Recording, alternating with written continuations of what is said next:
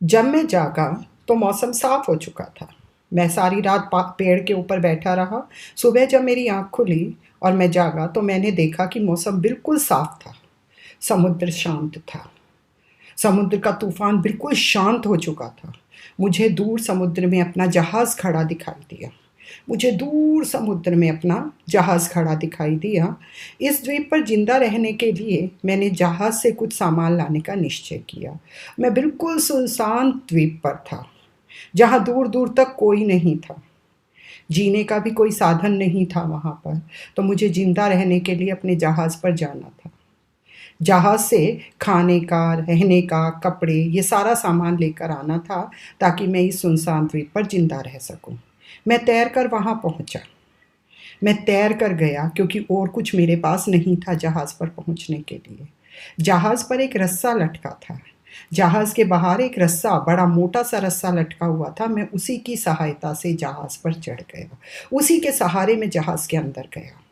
मैंने वहाँ खाने का कुछ सामान इकट्ठा किया। जहाज़ में जो भी खाने का सामान था मैंने उसको इकट्ठा किया। उसके बाद क्या किया, लकड़ी के कुछ लट्ठे और तख्ते जोड़कर उनको बांध दिया। वहाँ लकड़ी के जितने भी लट्ठे थे, तख्ते थे, उन सबको बांध दिया। और बांध कर क्या किया, इस तरह एक छोटी सी नाव बना ली ताकि मुझे समुद्र में कहीं आने जाने में तकलीफ ना हो। उस पर खाने की सामग्री, औजार, हथियार और कपड़े लाद दिए। और उस छोटी सी नाव में खाने का सामान तो रखा ही, उसके साथ साथ औजार रख दिए, हथियार रख दिए अपनी सुरक्षा के लिए, और कपड़े रख लिए। फिर उसे खींचकर किनारे पर ले आया। फिर उस नाव को खींचकर मैं किनारे तक आ गया।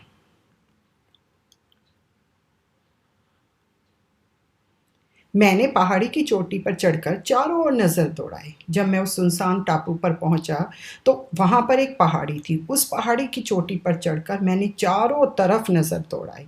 चारों तरफ देखा कि कहीं कोई बस्ती नज़र आ जाए, कोई लोग नज़र आ जाए, कहीं जीने की आस नज़र आ जाए। सब तरफ समुद्र फैला था। चारों तरफ समुद्र ही समुद्र फैला हुआ था, या चट्टानें नज़र आ रही थी तट की।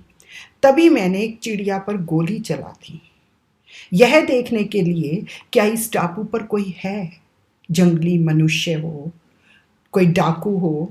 ये देखने के लिए मैंने एक गोली, चिड़िया के ऊपर गोली चला दी कि उस गोली की आवाज़ सुनकर अगर कोई होगा तो आ जाएगा। लेकिन क्या हुआ, चारों ओर केवल पक्षियों का शोर सुनाई दिया। पक्षी चहचहाने लगे। पक्षियों को देखा। इससे पता चलता है कि रॉबिन्सन ने कितनी कठिनाई का सामना किया होगा उस सुनसान टापू पर रहने के लिए।